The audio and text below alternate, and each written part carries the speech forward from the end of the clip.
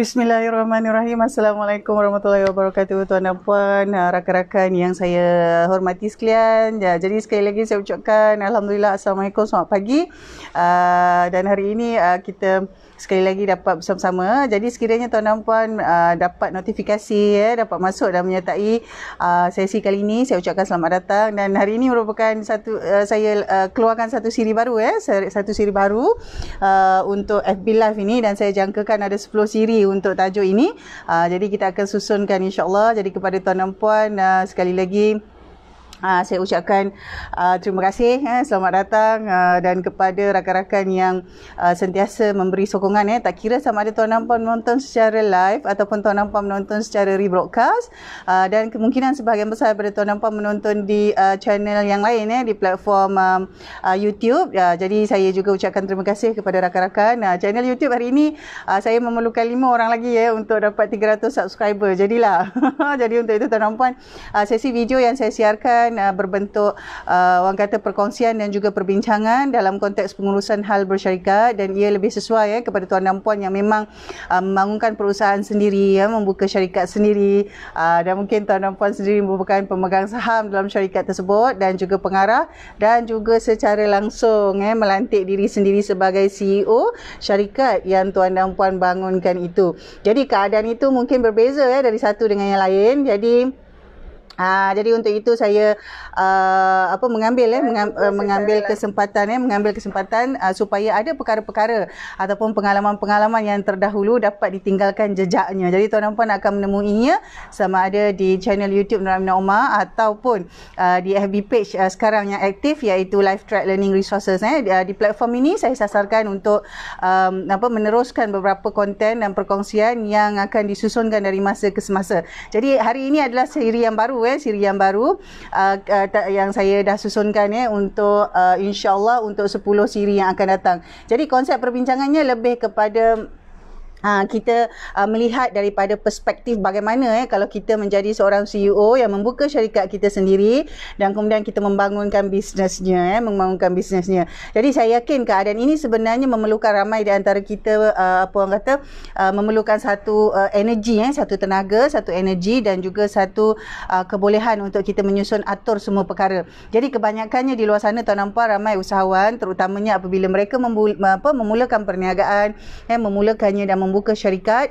Zaman dahulu banyak yang disebut sebagai accidental entrepreneur, tetapi zaman sekarang tuan dan puan dalam era 20-an dan kita dah nak mencecah ke, orang kata kita menuju kepada zaman IR 4.0, susah kita nak jumpa accidental entrepreneur lagi. Yang banyak sekarang adalah individu-individu yang memang mempunyai satu aspirasi, yang memang mempunyai satu inisiatif, yang memang mempunyai satu keinginan untuk menjadi seorang usahawan. Jadi tak kiralah jadi usahawan tu mula-mula kita mungkin bermula dengan menjual, kemudian mungkin kita akan bermula dengan lebih banyak lagi perkara-perkara, kerana menjual itu merupakan salah satu aktiviti dalam semua jenis bisnes. Macam saya pun sebenarnya saya tengah menjual diri lah ni, tengah menjual diri, menjual kepakaran, supaya orang kata ada transaksi di antara pelanggan, prospek, dan juga diri kita sendiri. Jadi sebelum saya mula ni, saya ucapkan terima kasih kepada tuan dan puan. Saya ucapkan selamat datang sekali lagi, dan Alhamdulillah kepada tuan dan puan yang dapat bersama-sama. Tetapi sekiranya tuan dan puan menonton rebroadcast, saya juga ucapkan terima kasih. InsyaAllah saya akan ambil masa lama sedikit pagi ni dalam keadaan semasa. Jadi tajuk ataupun konteks pagi ini saya ambil sebenarnya satu topik daripada 10 bahagian 10 bahagian pengurusan untuk syarikat startup sebenarnya. Walau bagaimanapun tuan dan puan, selepas saya melihat feedback kepada tuan dan puan yang membaca konten dan kandungan yang saya sediakan dalam beberapa artikel dan juga e-book, saya dapati tuan dan puan ada banyak catatan ataupun ada banyak konten meskipun ditulis untuk pemula bisnes, rupa-rupanya ramai lagi individu yang buat revision kepada bisnes dia semasa. Jadi untuk itu di bahagian yang pertama ini, kali ini konteks perbincangannya adalah tentang begin, begin with the end in mind. Bermakna kita sudah bersedia untuk memikirkan pengakhiran apabila kita memulakan sesuatu itu. Jadi dalam konteks perniagaan tuan dan puan, apabila kita menjalankan perniagaan tu bermakna kita dah fikirkan bagaimana akhirnya kita tu nanti. Jadi pengakhiran tu kita tak tahu. Mungkin pengakhiran itu setahun, 3 tahun, 5 tahun, 10 tahun. Tetapi pengakhiran yang kita mahukan itu mestilah kita susunkan, kita letakkan dalam satu tempoh. Kalau tuan dan puan kata saya nak mula dan saya akan visualize 5 tahun akan datang, go ahead, mulakan untuk visualize 5 tahun. Kalau kata puan jauh sangat 5 tahun saya nak visualize 3 tahun, tak apa. Jadi apabila kita mulakan sesuatu itu, mesti ada satu orang kata yang kita visualize, yang kita imagine apa yang kita nak capai, apa yang kita nak jadi sekurang-kurangnya 3 tahun ke depan. Ada yang merancang sampai 10 tahun. Itu awesome. Boleh, no problem. Jadi bergantung kepada apa rancangan tuan dan puan. Kalau tuan dan puan tanya saya, memanglah kita semua akan ada yang akhir sekali tu. Kita semua nak masuk syurga, betul. Akhir sekali. Tetapi dalam tempoh perjalanan yang panjang itu, kita ada satu jalan yang kecil-kecil. Dan jalan yang kecil-kecil inilah yang kita susunkan. Sama ada 3 tahun, 5 tahun, 10 tahun. Dia bergantung kepada macam mana tuan dan puan nak visualize. There's no right or wrong, but there's always one which is right for you. Ya, jadi dalam pengurusan bisnes macam itu tuan dan puan, memang ada pematuhan ataupun compliance yang wajib kita ikut. Undang-undang, peraturan memanglah kita kena ikut. Tetapi cara bagaimana kita nak menyusun tu semua tu adalah orang kata pilihan. Jadi tidak ada satu perkara yang kita kata right or wrong, but it still depends on what you choose. What you choose and what you visualize, what you want to achieve within a long period of time. Jadi kita kena ada satu jangka masa yang agak panjang. 3 ke 5 tahun pun memadai. Janganlah buat setahun-setahun. Kalau setahun tu dia terlampau pendek untuk tuan dan puan kekalkan momentum tu. Dia terlampau cepat. Setahun tu sangat cepat untuk habis. Jadi apabila kita katalah nak mulakan bisnes, kita nak mulakan projek, kita buat sesuatu perkara dalam bisnes kita itu, sama ada kita memang dah jalankan atau tidak. Antara perkara penting tuan dan puan, bila kita kata kita buka syarikat sendiri, kita jadi pemegang saham, kita jadi pengarah, kita jadi CEO. Secara automatik kita jadi CEO syarikat kita lah. Secara automatik bila kita buka syarikat tu. Itu majoriti yang berlaku di antara kita. Jadi bagaimana kita nak menyusun kerja kita itu apabila kita kata, aku dah jadi CEO lah. Jadi tuan dan puan, tak kisah CEO tu sama ada syarikat orang atau syarikat tuan dan puan, a CEO is still a CEO. Tuan dan puan tetap akan jadi seorang CEO. Jadi CEO itu ada dia punya perkara-perkara yang perlu dia lakukan. Dia bukannya orang kata glamour. Dia bukan hanya satu jawatan yang menunjukkan kita ada kuasa, ada authority. Okey, kalau kata-kata kita dijemput untuk bercakap di atas pentas ataupun bercakap di ruang umum secara publik, orang akan letak jawatan kita CEO syarikat sekian-sekian. Itu bukan hanya memberikan satu authority, tapi dia datang dengan satu responsibility. Jadi tuan dan puan, ini adalah sesi Can We Talk, the CEO series. Jadi buat masa sekarang apa yang akan saya bincangkan adalah berdasarkan kepada pengalaman dan juga apa yang sudah diturunkan oleh mentor saya sendiri kepada saya, supaya dia menjadi satu lagi rujukan rakan-rakan. Nanti ada beberapa perkara yang akan melibatkan lebih teknikal. Kalau dalam lebih teknikal itu saya tak akan buat di FB Live, tak sesuai. Teknikal tu termasuklah macam mana kita nak menyusun structure, kita punya business structure, organizational structure, yang macam itu. Kalau dalam syarikat korporat tuan-tuan, biasanya semua tu dah ada. Jadi bila kita dilantik jadi CEO, kita masuk, kita kena buat perubahan dalam kerangka yang ada. Tapi kalau kita buka syarikat sendiri, kita buat bisnes sendiri, kita yang kena bina. We are the one who's going to build the framework. Kita yang kena bina benda tu. Kalau kita dilantik dari CEO dalam syarikat orang lain, dia berbeza.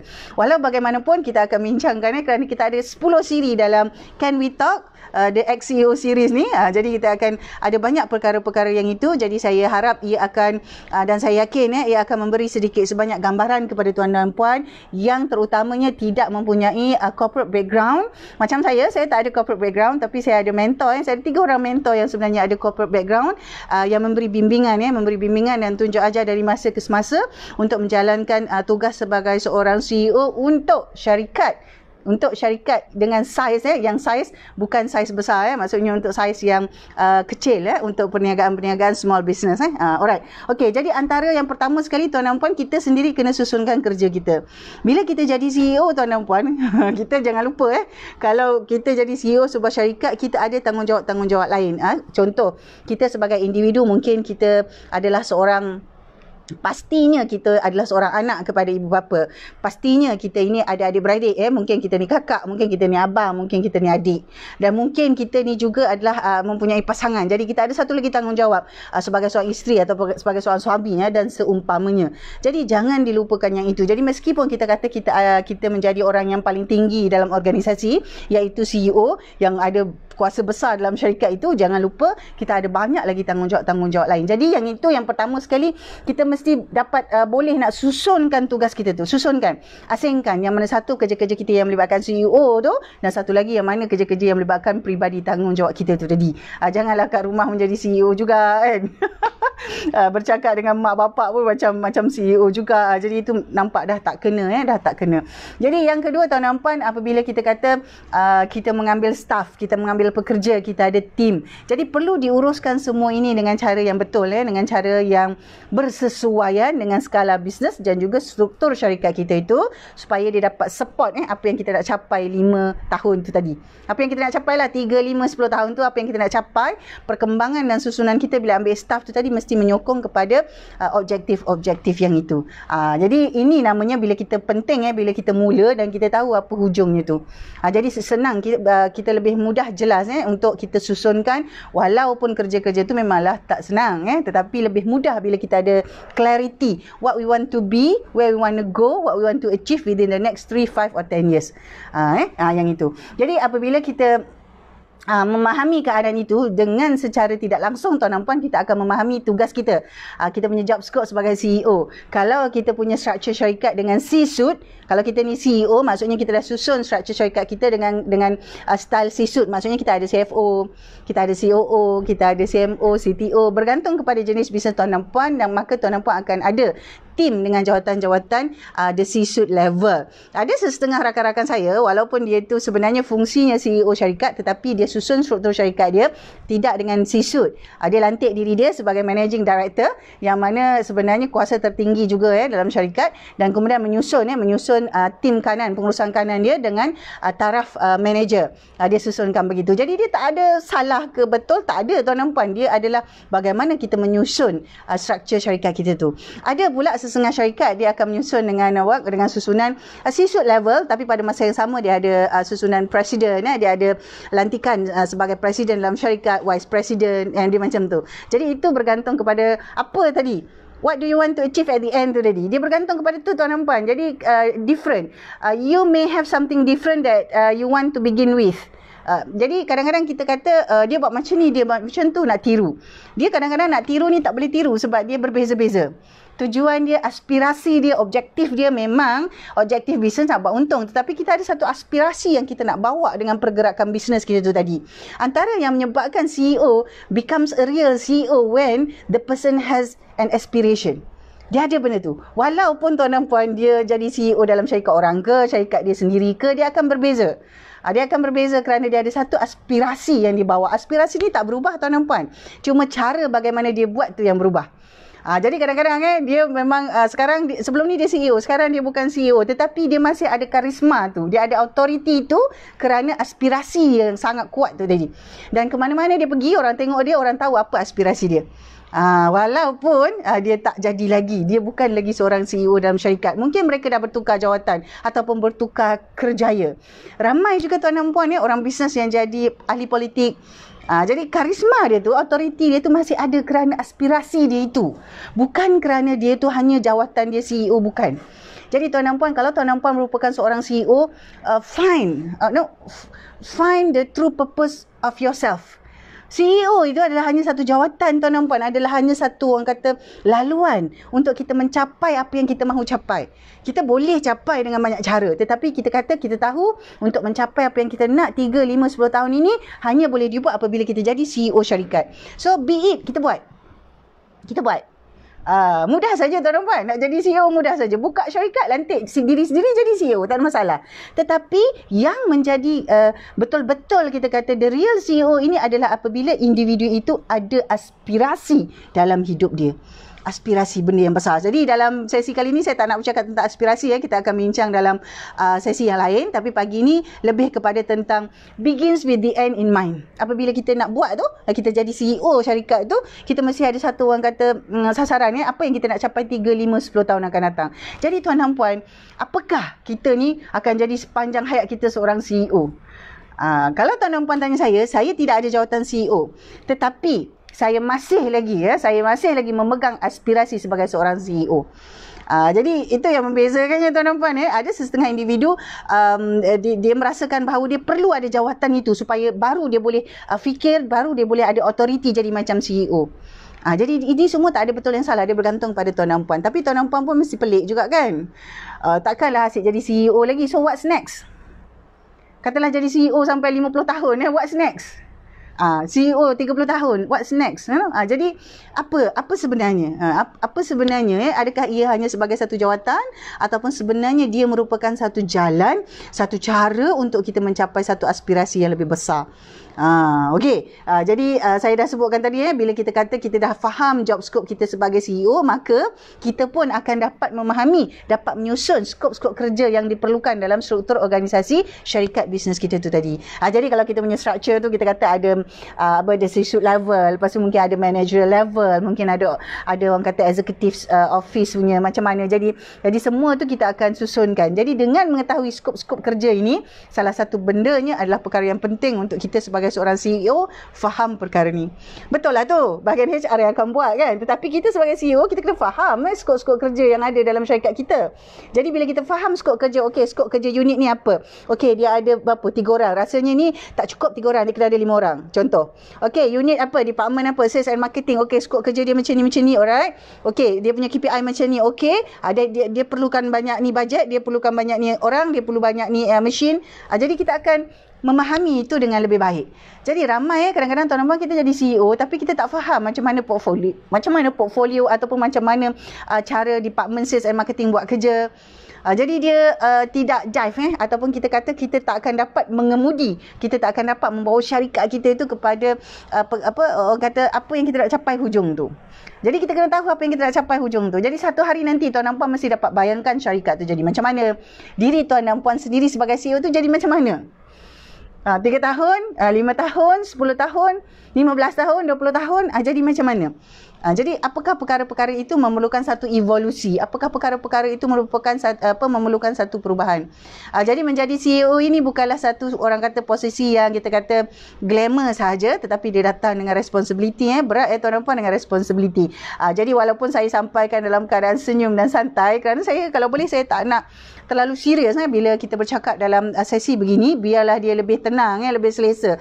Jadi seumpama kita berbincang, kita ada satu perbualan. Kita bukannya nak dengar public speaking.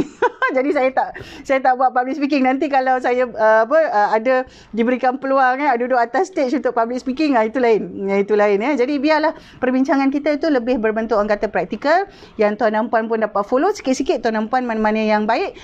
Jadikan orang kata panduan. Saya juga banyak belajar daripada tuan dan puan rakan-rakan Facebook. Jangan tak tahu bila saya baca banyak-banyak tu, ada banyak perkara yang saya juga belajar daripada tuan dan puan. Yang banyak buat FB live dan juga ada video-video sekali-sekala. Sebenarnya memang saya akan ambil masa menonton beberapa video-video yang rakan-rakan saya kongsi dan juga FB live rakan-rakan Facebook saya.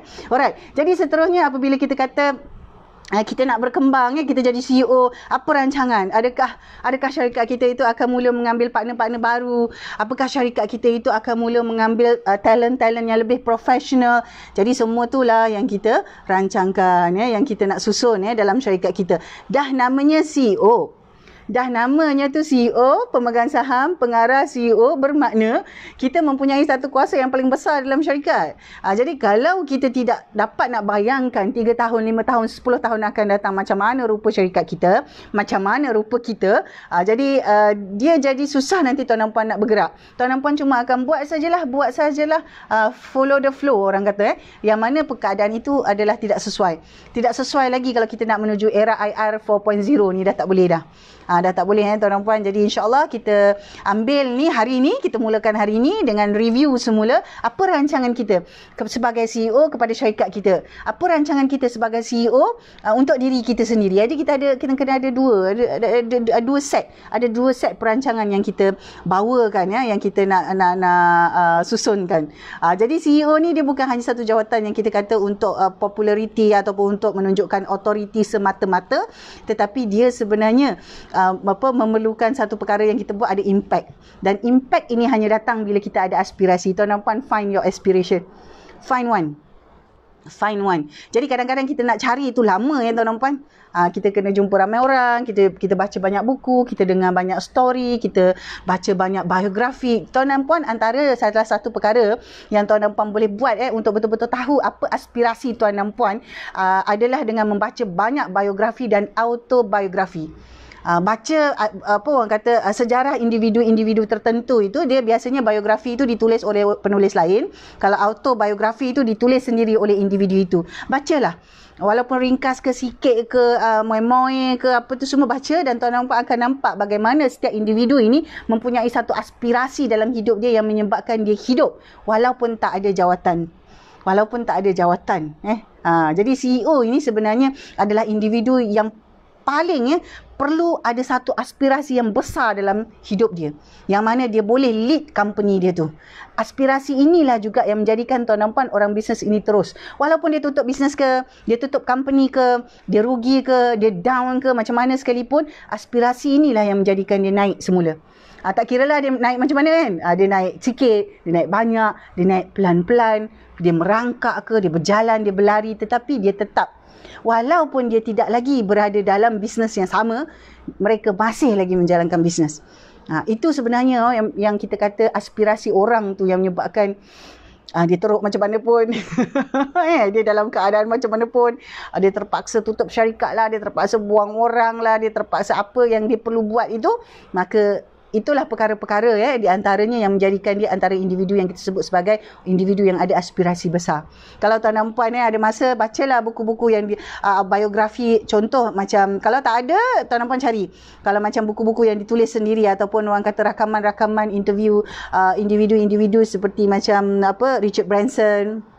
Kalau di Malaysia ni ada banyak tokoh-tokoh agamawan, tokoh-tokoh politik yang tuan dan puan boleh baca bagaimana ada banyak aspirasi yang dibawa tu. Jadi kadang-kadang tuan dan puan bila dah baca buku tu, tuan dan puan search pula di YouTube.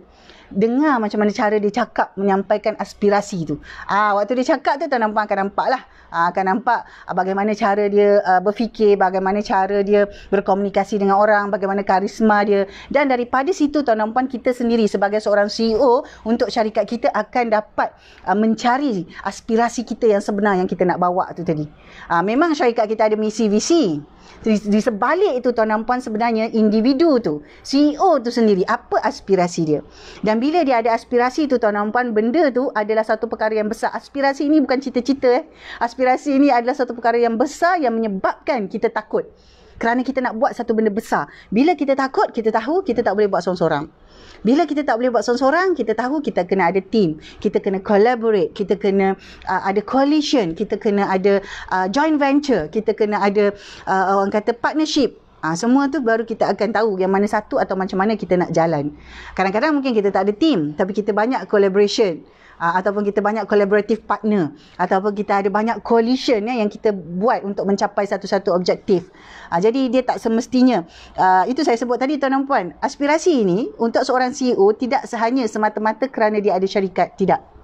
Kalau dia tak ada syarikat pun, tetapi dia mempunyai satu aspirasi macam seorang CEO, dia masih boleh. Dia akan terus, kita akan nampak tuan dan puan bagaimana dia menjalankan kerja-kerjanya, bagaimana dia menguruskan hidupnya, bagaimana dia meneruskan perkara-perkara yang kita lihat macam dia berjuang. Kita sebut sebagai struggle. Everyone is struggling now. Mungkin kita kata, dia kaya, dia tak ada masalah, hari-hari makan lobster.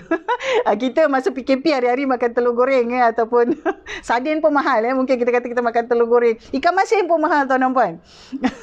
Jadi mungkin kita kata hari-hari kita makan telur ataupun makan roti. Tapi tengok dia hari-hari makan lobster, makan kat hotel. Dia bukan macam itu. Jadi orang kata mereka walaupun kita kata macam itu, dia ada masalah dia. Kita pun ada masalah kita. Jadi kita tak boleh nak compare. So apa-apa pun begin with the end in mind. Bila kita mula tu, kalau kita kata dah lama mula ni, dah tengah jalan, tak apalah, sebab kita nak mulakan yang baru, kita nak perbaiki. Jadi terus kita fikir apa hujung tu yang kita nak capai. Imagine diri kita ni macam mana. Saya adalah imagination saya, tapi saya tak bolehlah cerita kat tuan dan puan. Saya imagine diri saya 10 tahun macam mana. Saya imagine diri saya 5 tahun macam mana. Saya imagine diri saya 3 tahun macam mana. Jadi kemudian bila kita dah dapat imagine tu, kita akan imagine business kita tu macam mana. If I were to look like that, how will my business look like?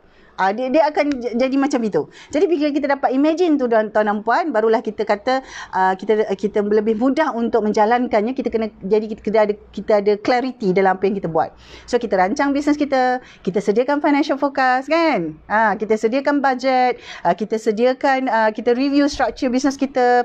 Apakah dia sudah cukup kuat untuk menyokong apa yang kita nak buat sekarang, ataupun kita kata kita perlu pindah sikit, kita kena tambah director ke, kita kena tambah talent ke, ataupun kita kena reduce ke, kita kena outsource ke. Jadi semua itu dia akan berjalan secara natural. Kita akan fikir secara natural, dan memanglah dia tu bukan satu perkara yang mudah.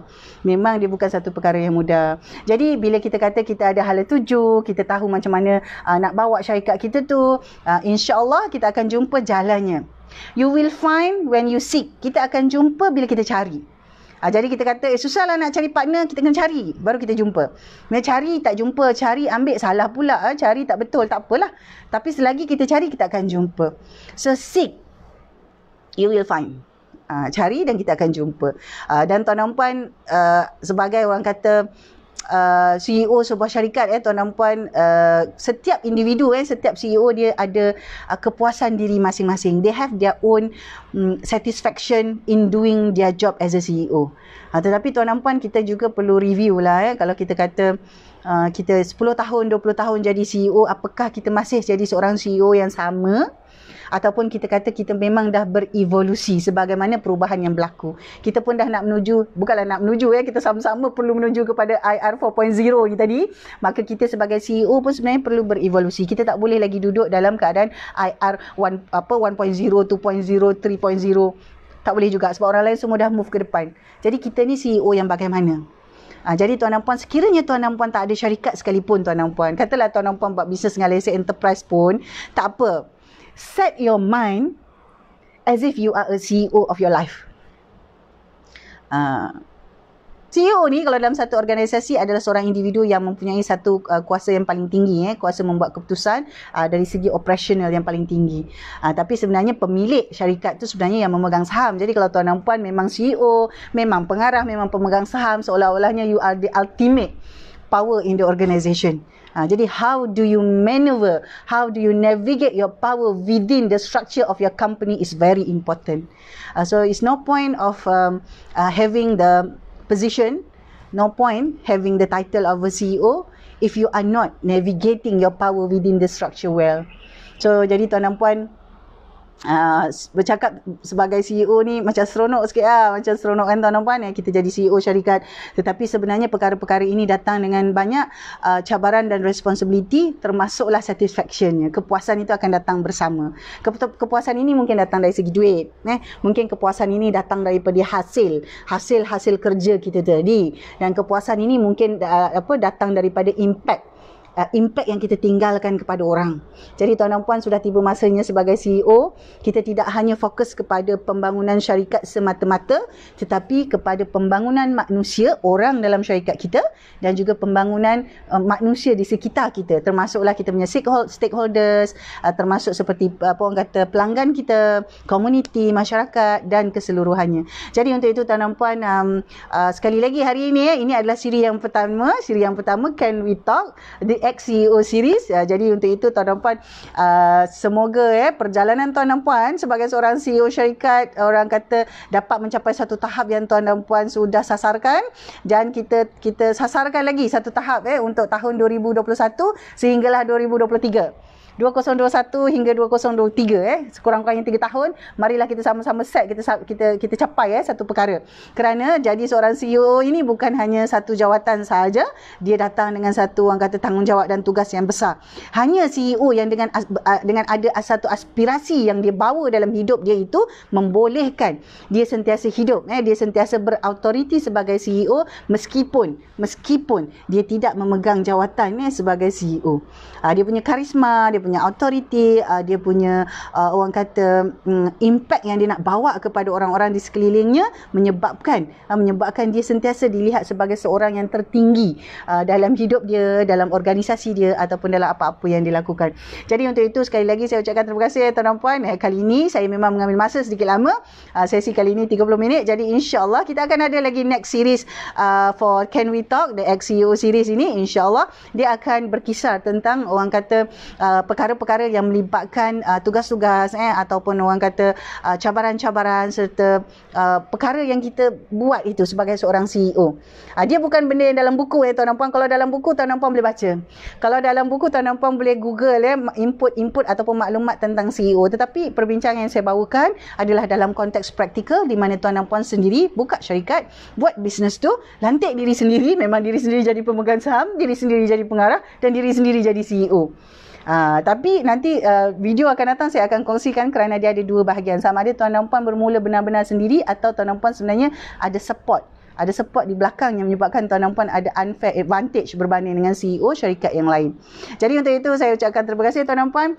Jam 9 pagi ini maka tuan dan puan marilah kita sama-sama meneruskan perjalanan hari ini. Saya juga ada maraton hari ini sekali lagi. Minggu ni memang minggu maraton untuk menyelesaikan perkara-perkara yang sepatutnya diselesaikan sebelum menjelang 30 Disember tahun 2020. Jadi untuk itu tuan dan puan saya ucapkan terima kasih. Kita jumpa lagi dalam video akan datang. Assalamualaikum.